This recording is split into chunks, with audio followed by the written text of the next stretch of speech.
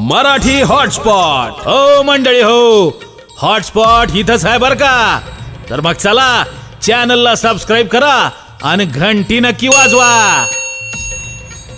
आपल्या सगळ्यांचा मराठी हॉटस्पॉट. माझा परमात्मा जे संत कधी त्या दुर्जनाची अवहेलना करत नाहीत आणि माझा भगवंतही कधी त्या दुर्जनाची अवहेलना करत नाही. ऐका, सकाळची वेळ आहे, नुकता सूर्योदय झालेला आहे. सूर्याची लालिमा पृथ्वीवरती पडलेली आहे. अगदी कोळस ते सूर्याची किरण, लाल लाल किरण त्या चित्रकूट पर्वतावरती पसरलेली आहेत. चित्रकूट असं वर्णन आहे त्या चित्रकूटाचं. सज्जन हो, दिवसा सुद्धा अंधार पडत होता तिथे. एवढी दाट वटवृक्षांची छाया तिथे असायची. आणि त्या वटवृक्षाच्या कुठेतरी असे त्या सांदीमधून, पानांच्या सांदीमधून नुकत्याच उगवलेल्या सूर्याची किरण अगदी पडलेले. प्रसन्न वातावरण आहे आणि त्या मंगलमय वातावरणामध्ये प्रातर्विधी आटोपून परमात्मा स्फटिक शिळेवरती रामजी बसलेले आहेत, लक्ष्मणजी शेजारी बसलेले आहेत. आणि भगवत चिंतनामध्ये, साधू संतांना दान करण्यामध्ये परमात्मा व्यस्त असताना एक भिल्ल त्या ठिकाणी धावत येतो सज्जन हो, जंगलामधून. एक आई अस कहा बहोरी, सेन संग चतुरंगिनी थोरी. आला धावत आणि जसा धावत आला तसं सांगू लागला, प्रभु आपको मिलने के लिए प्रभु अवधवासी लोग आ रहे हैं. रामजीने ऐकलं सज्जन हो, कारण रामजीची अवस्था अशी होती, जब जब राम अवध सुधी करही, बारी बिलोचन लोचन भरही. ज्या ज्या वेळेला माझे रामजी चित्रकूट पर्वतावरती असायचे, एकांतात बसले, अयोध्येची आठवण झाली की रामाच्या डोळ्यातून टप टप टप टप अश्रूच्या धारा याव्यात सज्जन. त्या भिल्लाने ती वार्ता सांगितली, प्रभु आपको मिलने के लिए अवधवासी लोग आ रहे हैं. रामजीला एवढा आनंद झाला सज्जन हो, एका क्षणामध्ये त्या स्फटिक शिळेवरून रामजीने खाली उडी मारली. ज्या दिशेने लोक येतात त्या दिशेने रामजी धावू लागले. सगळ्या लोकांच्या नजरा रामावरती खिळलेल्या आहेत. रामजी धावतायत. मनोमन प्रत्येक जण अंदाज लावू लागला. प्रत्येक जण मनामध्ये विचार करतोय, आता आल्याबरोबर भगवान रामजी सगळ्यात पहिलं आपल्या जन्मदात्या कौशल्या मातेला कडकडून मिठी मारतील. पण जसं भगवान रामजी धावत आले सज्जन हो, कौशल्या मातेकडे रामजी नाही वळाले. ज्या कैकेयीने 14 वर्ष वनवास दिला होता त्या कैकेयीकडे भगवान रामजी वळतायत. धावत आलेत रामजी आणि त्या कैकेयीच्या चरणावरती, चरणाच्या समोर जाऊन झुकलेत खाली. आता आपलं डोकं त्या कैकेयीच्या चरणावर टेकवणार. तेवढ्यात बाजूने आवाज आला, नाही भैया, भैया इस पापिनी के पैरों को तुम मत छुओ. भैया ये पापिनी है, ये कलंकिनी है, ये कुलटा है, ये रघुकुल का नाश करने वाली सर्पिनी है. भैया ये पापिनी है, पापिनी के पैरों को तुम मत छुओ भैया. रामजीने मागे वळून पाहिलं, आवाज होता भरताचा. भगवान रामजी म्हणतात, अरे नहीं भरत, ये पापिनी नहीं है, ये सर्पिनी नहीं है, ये रघुकुल का नाश करने वाली नहीं है भरत, ये तो मेरी माँ है, माँ. अरे भरत, ये केवल मां नहीं है, ये मेरी जननी है, जननी. हम मां, किसी भी पराई नारी को हम मां कह सकते हैं, लेकिन जननी कौन सी भी नारी को नहीं कह सकते, क्योंकि जिसने जन्म दिया है उसी को जननी कहने का अधिकार होता है. भगवान रामजी लक्ष्मणाला म्हणतात, अरे लखन, भरत, अरे भरत ही केवळ माझी आई नाही, ही माझी जननी आहे, जननी. आणि अशी जननी या जगामध्ये दुर्लभ आहे. अरे भरता, ही फक्त या रामाची जननी नाही, ही कैकेयी फक्त रामाची जननी नसून सबंध रामायणाला जन्म देणारी अख्ख्या रामायणाची ही जननी आहे. जर कैकेयी नसती तर ना राम झाला असता, ना रामायण घडलं असतं सज्जन हो.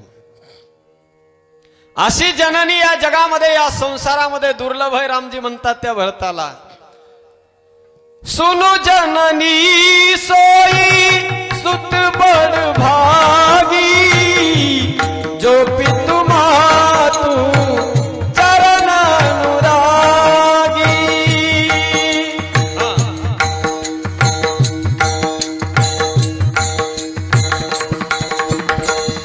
सुनो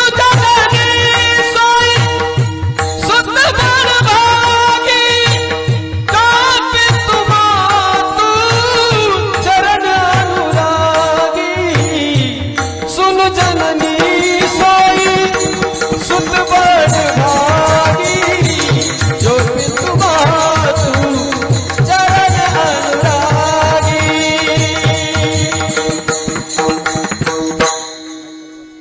तनय मातु पितु तोष निहारा दुर्लभ जननी सकल संसारा. भगवान रामजी म्हणतात, अरे भरत अशी जननी दुर्लभ या संसारामध्ये कैकई सारखी. जगाच्या नजरेमध्ये बदनाम झालेलं पात्र म्हणजे कैकई सज्जन. एवढं बदनाम झालं की या जगामध्ये एकही गाव असं तुम्हाला सापडणार नाही ज्या गावामध्ये कैकई नावाची महिला आहे. बाबा काय तुमच्या गावात सत्कार करू आपण सगळ्यांनी तिचा, नाही भेटणार. एवढी घृणा प्रत्येकाच्या अंतःकरणामध्ये त्या कैकई विषयी बसली सज्जन हो. जगाच्या नजरेमध्ये बदनाम झाली, जगाच्या नजरेमध्ये पापिनी म्हणून घोषित झालेलं पात्र ती कैकई. पण रामानं म्हणावं, अरे भरत ही जर कैकई नसती तर ना राम झाला असता ना रामायण घडलं असतं. गोड कारण आहे त्याला सज्जन हो. कधी ऐकला असेल नसेल पण आज या ठिकाणी बाबांच्या आज्ञेनुसार मी सांगतो. का भगवान रामजी त्या कैकईला एवढं म्हणतायत, का म्हणतात, का म्हणावं. भगवान रामजी म्हणतात, अरे भरत जर ही कैकई नसती तर मला एवढ्या गोष्टी कळाल्या नसत्या. माझ्या बापाचं राजा दशरथाचं माझ्यावर किती प्रेम आहे हे मला कळालं नसतं जर ही कैकई नसती तर. जानकी माता किती पवित्र आहे मला कळालं या कैकईमुळे. हनुमंतरायाचा भीम पराक्रम या जगाला कळाला कैकईमुळे. माझ्या बाहुबलामध्ये किती ताकद आहे मला कळालं कैकईमुळे. सीता माता किती पवित्र या जगाला कळालं कैकईमुळे. जर ही कैकई नसती तर मला एवढ्या गोष्टी कळाल्या नसत्या भरत. तात स्नेहो भरत महिमा पौरुषम वायू सुतो सख्यम चापि त्वदगम नृपते चापि सौमित्रो भक्ते सीता सत्वम निज भुज बलम वैरिना वैरी भाव एको सर्वं तव चरणयोः मातुरेव प्रसाद. भगवान रामजी म्हणतात, अरे भरत जरी कैकई नसती तर मला एवढ्या गोष्टी कळाल्या नसत्या. का रामाने एवढं कौतुकन का गोडवे गावेत त्या कैकईचे. जी कैकई जगाच्या नजरेमध्ये पापीनी घोषित झाली, जी कैकई दुर्जन म्हणून दुष्ट म्हणून ज्या कैकईकडे बघितल्या जाऊ लागलं, का रामजी तिला आदर देतात. मी सांगितलं सज्जन माझे संत त्या दुर्जनाला कधी विसरायला तयार नाहीत आणि माझा भगवंतही त्या दुर्जनाला कधी विसरत नाही. त्याचं गोड कारण आहे माय बापू. ऐका, रामायण तुम्ही फार वेळेला ऐकलं असेल पण गुरुच्या मुखातून जे काही विशेष प्राप्त झालेले ते मला आज द्यावंसं वाटतंय. त्याचं कारण आहे असं सज्जन हो. रामजी त्या कैकईला का मानतात अगदी शॉर्टकट मध्ये सांगतो ऐका. ज्या वेळेला दशरथ महाराज कैकईच्या बापाकडे कैकईचा हात मागण्यासाठी जातात, दशरथ महाराज कैकईच्या बापाकडे गेले त्यावेळेला कैकईच्या बापानं राजा दशरथाला म्हणावं, महाराज तुम्ही अयोध्येचे सम्राट आहात, जगविख्यात राजे तुम्ही आहात, रघुकुलाचे वैभव रघुकुलाचं भूषण तुम्ही आहात. आज तुम्ही माझ्या दारामध्ये मला काहीतरी मागण्यासाठी आलेले आहात. आज मी तुम्हाला नाही म्हणू शकत नाही. तुम्ही माझ्या मुलीचा हात मागण्यासाठी माझ्याकडे आलात, माझ्या घरी आलात. पण आज जर विचार केला तर तुमच्या वयात आणि माझ्या मुलीच्या वयामध्ये महद अंतर आहे. तरी देखील मी नाही म्हणू शकत नाही. पण माझी एक अट आहे, माझ्या मुलीचा हात मी तुमच्या हातात द्यायला तयार आहे, पण एका अटीवरती. कोणती अट आहे म्हणले, बोला. त्यावेळेला त्या कैकईच्या बापानं एक वचन मागून घेतलं राजा दशरथाला सज्जन हो. कैकईनेच नाही मागितलं, कैकईच्या बापानं सुद्धा एक वचन मागितलेलं आहे. ऐका कोणतं वचन होतं. कैकईचा बाप त्यावेळेला तयार झाला कैकईला राजा दशरथाच्या स्वाधीन करण्यासाठी. त्या कैकईच्या बापानं वरदान मागून घेतलं, म्हटले महाराज माझ्या मुलीच्या पोटी जन्माला येणारा पहिला सुपुत्र जर तुम्ही त्याला अयोध्येचा भावी सम्राट म्हणून घोषित करायला तयार असाल तरच माझ्या मुलीचा हात तुमच्या हातात देतो, अन्यथा नाही. वचन घेतलं. काळ निघून गेला, मुलं तर नाही झाली. पुत्र कामेष्टी यज्ञ केला, 4 पुत्रांची प्राप्ती झाली. आनंद जीवनात आला आणि आनंदाच्या दिवसामध्ये दिलेले वचन सगळे दशरथ महाराज विसरून गेले. बसलेत. एक दिवस सभा भरलेली, राजे लोक आलेले आहेत आणि त्याच वेळेला दशरथाच्या मुखातून एक घोषणा होऊन गेली की उद्या याच भरलेल्या दरबारामध्ये या अयोध्येचा भावी सम्राट आता उद्या राम म्हणून मी घोषित करतो. राजा दशरथानं घोषणा केली आणि पाहता पाहता बातमी वाऱ्यासारखी सगळ्या अयोध्येत पसरली. मंथरेच्या करवी कैकई पर्यंत बातमी गेली. मायबाप जेव्हा कैकईला कळालं त्यावेळेला कैकई नाचायला लागली. पागल झाली, वेडी झाली कैकई, ताटाथैया नाचायला लागली. त्याच वेळेला कैकईच्या नाचत होते, आनंद झाला होता. कारण कैकई सारखं दुसरं कोणाचंच रामावर प्रेम नव्हतं, इतकं प्रेम करायची ती. पण मायबाप हो त्याच क्षणी आनंद होता, अंतःकरणामध्ये ओसंडून वाहत होता, नाचत होती, बेभान झाली होती. आणि त्याच वेळेला तिच्या लक्षात आलं आपल्या बापाला दिलेलं वचन आपल्या राजाने.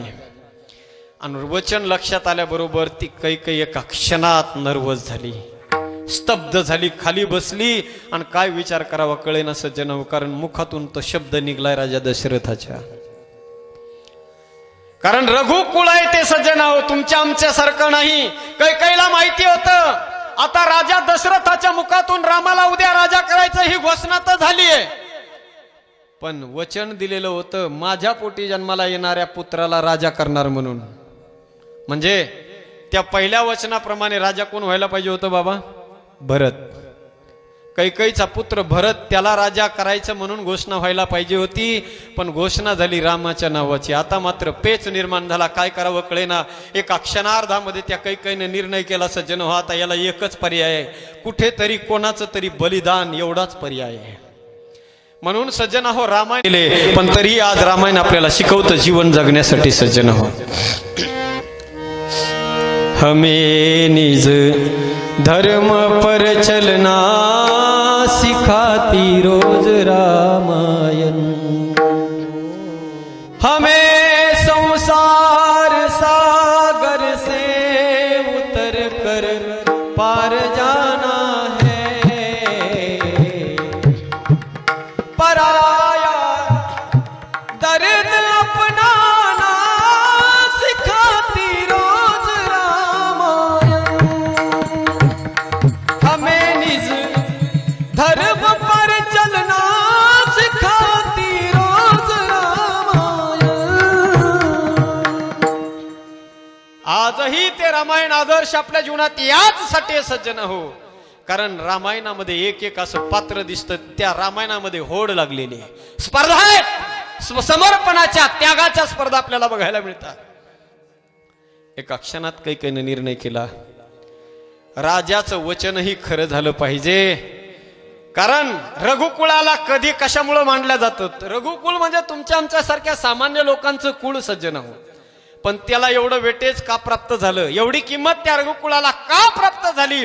का लोक सज्जन आहोत त्या रघुवंशाचं नाव घेतल्याबरोबर, त्या सूर्यवंशाचं नाव घेतल्याबरोबर नतमस्तक होतात? त्याचं फक्त एकच कारण आहे. तुळशीदासजी सांगतात अर्ध्या चौपाईमध्ये, रघुकुल रीती सदा चली आई. रघुकुल रीती सदा चली आई. हा रघुकुल रीती सदा चली आई. रघुकुल रीती सदा चली आई. रघुकुल रीती सदा चली आई. रघुकुल रीती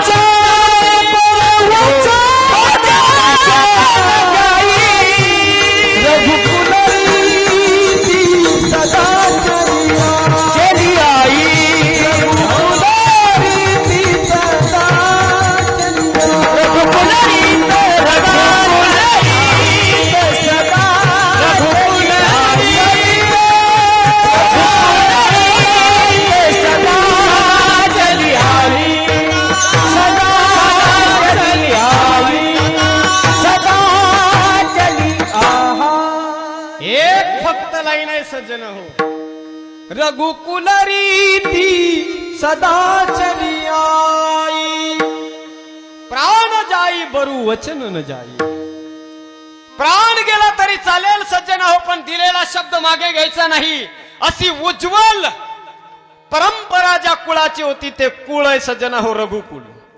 ज्या कुळामध्ये कबुतराचे प्राण वाचवण्यासाठी आपल्या मांडीचं मांस तराजू मध्ये टाकणारा राजा होऊन गेला सिबी राजा. ज्या कुळामध्ये स्वप्नात दिलेलं राज्य सत्यामध्ये उतरवणारा राजा हरिश्चंद्रासारखा राजा होऊन गेला. त्याच कुळाचा राजा दशरथ कैकेयीला माहिती होतं ही परंपरा किती उज्ज्वल आहे. परंपरेला कलंक लागला नाही पाहिजे, कुळाला कलंक लागला नाही पाहिजे. केवढी सजगता आणि केवढी जागृती आहे सज्जन हो, विचार करा. विचार केला कैकेयीने, एका क्षणात निर्णय केला. आता याला फक्त एकच पर्याय आहे आणि तो पर्याय होता सज्जन हो, रामाला वनवासाला पाठवणं. ऐका, आता हे एवढं सोपं नव्हतं काम. आपल्या प्राणापेक्षाही जास्त जी प्रेम रामावर करत होती, आपल्या प्राणापेक्षा प्रिय व्यक्तीला.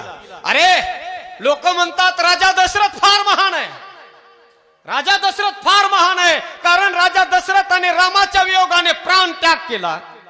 पण मी म्हणतो सज्जना हो, प्राण त्याग करणं सोपं आहे, पण आपल्या प्रिय व्यक्तीच्या विरहानं जीवन जगणं त्याच्यापेक्षाही कठीण आहे. आदर्श दाखवला. जे जे काम रामायणात त्रेतायुगात जमलं नाही ना, ते काम द्वापार युगामध्ये झालं. कृष्णाच्या वियोगाने त्या गोपिका जिवंत राहिल्या सज्जन. हा, आणि म्हणून त्या कैकेयीनं विचार केला, आता याला एकच पर्याय. रामाला जर वनाला पाठवलं तर आपला प्राण प्रिय असणारा राम वनात जाईल. 14 वर्ष त्याचं तोंड आपल्याला पाहता येणार नाही. आणि राम वनाला गेला म्हणजे दुसऱ्याच क्षणी राजा दशरथाचा मृत्यू होणार आहे. राजा दशरथाचा मृत्यू झाला की आपल्यावर वैधव्याचं दुःख भोगण्याची वेळ येईल, आपल्या कपाळाचं कुंकू पुसण्याची वेळ माझ्यावर येईल. जगाच्या नजरेमध्ये मी बदनाम होईल, जगाच्या नजरेमध्ये मी दुर्जन म्हणून मला लोक घोषित करतील. पण हे सगळे जगाचे कलंक आपल्या मस्तकावर घेतले सज्जना हो, कारण फक्त एकच, रामायणाची ही रघुकुळाची दिव्य परंपरा टिकवण्यासाठी. हे जगाला माहित नाही, जगाच्या नजरेत काही बदनाम आहे. अनेक लोक सज्जना, मला फार किव येते, कधीच कोणाला पूर्णपणे जाणल्याशिवाय पूर्णपणे ओळखल्याशिवाय त्याच्यावरती कधीच टिप्पणी करू नये. माणसं खुशाल अगदी सहज एखाद्याची चर्चा निघाली की खुशाल बोलून जातात. त्याचं काय खरंय? अरे तुझं बघ ना. बोलता बोलता माणसं म्हणतात ते रावण, काय खरं त्या रावणाचं? हो, रावणाला तर रावण म्हणत नाहीत, रावण्याच म्हणतात काय काही लोक. तर बाबा, अरे कुठे लायकी त्या रावणाची कुठे तुझी? नखाची तरी बरोबरी होईल का त्या रावणाची? कैकेयीला लोकांनी नाव ठेवावं, रावणाला लोकांनी नावं ठेवावं. अरे नावं ठेवण्यामध्ये आयुष्य चाललंय आपलं. आपण बागेत चाललेलो आहोत, बागेमध्ये तर फुलाचा सुगंध घ्यावा, बागेच्या कडेनं वाहणाऱ्या गटारीकडे कशाला बघावं? चांगलं पॉझिटिव्हिटी जीवनामध्ये फार महत्वाची आहे सज्जन हो.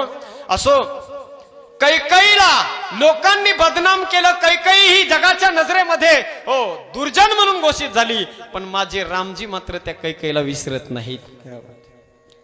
लक्ष्मणाला, भरताला भगवान रामजी म्हणतात, या कैकेयीचे माझ्यावर अनगणित उपकार आहे, कारण कैकेयी म्हणजे रामायण रूपी इमारतीचा पाया आहे सज्जन हो, पाया. जगाने जरी तिला दुर्जन म्हटलं असेल, पण रामजी म्हणतात तिचे आमच्यावर उपकार आहेत. संत म्हणतात दुर्जनाचे आमच्यावर उपकार आहेत. भगवंत म्हणतो त्या दुर्जनांचे आमच्यावर उपकार आहेत. ते जर नसते तर आम्हाला किंमत नसती. विठ्ठला विठ्ठला.